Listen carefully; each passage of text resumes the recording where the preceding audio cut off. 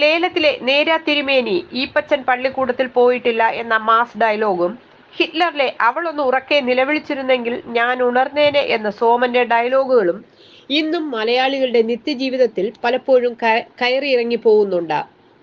അദ്ദേഹം അനശ്വരമാക്കി വച്ച നിരവധി കഥാപാത്രങ്ങളിൽ അവസാനത്തേതായിരുന്നു ലേലത്തിലെ ഈപ്പച്ചൻ എന്ന കഥാപാത്രം. തിരുവല്ലയിൽ തന്റെ സിനിമാ ജീവിതത്തിന്റെ 25ാം വാർഷികം ആഘോഷിക്കാൻ തയ്യാറെടുക്കവെയാണ് PVS ആശുപത്രിയിൽ വച്ച് അദ്ദേഹത്തിന്റെ അപ്രതീക്ഷിത വിയോഗം സംഭവിച്ചത്. പത്തനംതിട്ട തിരുവല്ലക്കാരനായ സോമൻ 56ാം വയസ്സിലാണ് വിടവാങ്ങിയത്.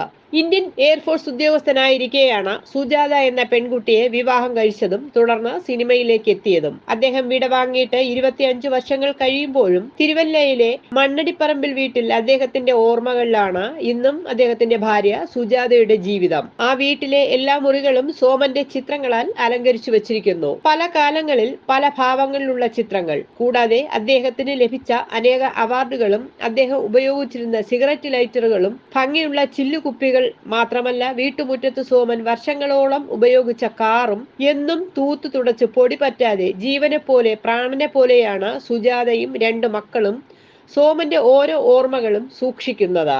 സുജാതയും മകൻ സജിയും അദ്ദേഹത്തിന്റെ കുടുംബവുമാണ് ഇപ്പോൾ ഈ വീട്ടിൽ കഴിയുന്നത്. സജി 4-5 സിനിമകളിൽ അഭിനയിച്ചുവെങ്കിലും പിന്നീട് സിനിമാ ലോകം വിട്ടു.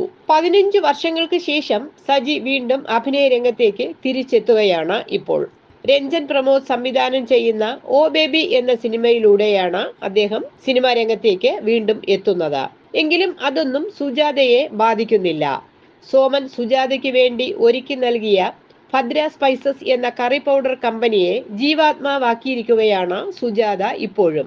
വീട്ടിൽ മക്കളെയും നോക്കി സ്വസ്ഥമായി ഇരുന്ന ഭാര്യയ്ക്ക് വേണ്ടി സോമൻ തുടങ്ങിയതായിരുന്നു ഈ കറി പൗഡർ കമ്പനി.